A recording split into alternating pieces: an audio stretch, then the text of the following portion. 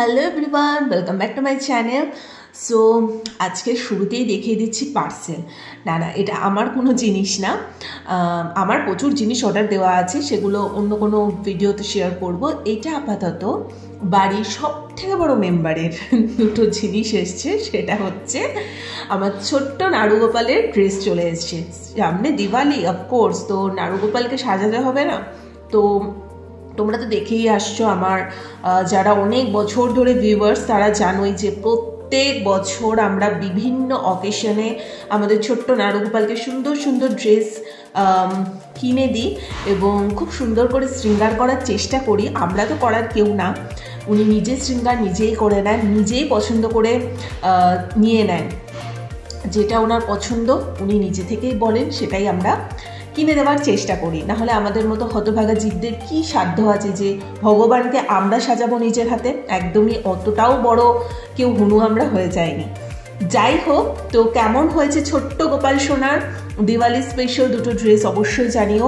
সামনে আসছে রাস পূর্ণিমা এবং মিডিলে আমাদের মায়াপুর যাওয়ারও প্ল্যান আছে, যেহেতু দামোদর মাস চলছে। ভীষণ ভালো পুণ্য এই টাইমটাতে যাওয়ার। আমরা আগের বছর পুরী ছিলাম, তার আগের বছরও মায়াপুর ছিলাম। মানে আমরা দামোদর মাসটাতে সাধারণত কৃষ্ণের কাছেই আমরা সবসময় থাকি, যে কোনো একটা তীর্থস্থানে চলেই যাই আমরা।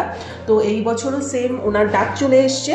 তো মায়াপুর গিয়ে রাস পূর্ণিমার সমস্ত জিনিসপত্র কেনাকাটা করবো। তাছাড়া সামনে শীতকাল চলে আসছে, শীতকালের প্রচুর সোয়েটার টোয়েটার সোনা বাবার জন্য কিনে আনতে হবে। সো সব কিছু টুকটাক শপিং মায়াপুর থেকে করবো। আপাতত শুধু অনলাইন থেকে দিওয়ালি স্পেশাল দুটো ড্রেস নিয়ে নিলাম। তো এরই মধ্যে সন্ধ্যাবেলা আমি রেডি হয়ে গেছি। এই ড্রেসটা এবছর দিদি আমাকে দিয়েছিল, আর এই ক্রসটা তো আমি এবছর কিনেইছি।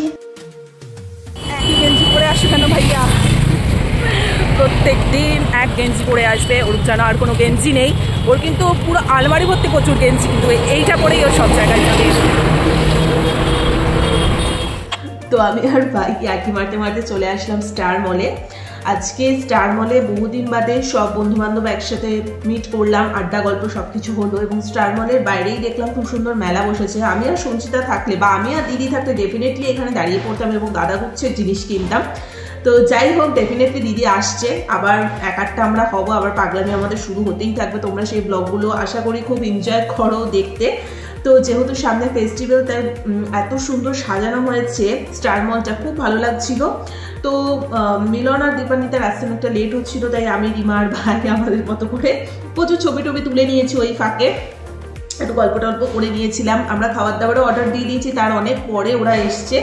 আর গল্পে এতটাই মগ্ন ছিলাম যে আর ব্লগ করার কথা মাথাতেও ছিল না। বাট ঠিক আছে, কোনো ব্যাপার না, এইসব আমাদের চলতেই থাকে। আর পুজোর সময় তো একসাথে আমরা আবার বেরোচ্ছি কালী পুজোয়, তখন ভালো ভালো ভিডিও তোমাদের জন্য নিয়ে আসবো। একদম ছোট্ট একটা ভিডিও এটা আমি তোমাদের সাথে তুলে ধরেছি। তো যাই হোক, ও আজকে রিমা আবার চুল কেটে এসছে, তাই চুল নিয়ে একটু বেশি ঢংঢাং করছিল, মানে ফোন নিয়ে। তো যাই হোক, যেটা হয়ে থাকে মেয়েদের, যে যেদিন সেট আপ করে দেয় সেদিন আমরা ফোনের সামনে বা মিরারের সামনে নিজেদেরকে বিশাল কিছু একটা ভাবি, তারপরে যেই চুলে জল পড়ে আবার জেগে সেই। তো যাই হোক, আমরা ওখান থেকে 3 রকমের 3টে ডিফারেন্ট ফ্লেভার ওয়াফলস নিয়েছিলাম, আর মিল্কশেক আমি তো নিয়েছিলাম।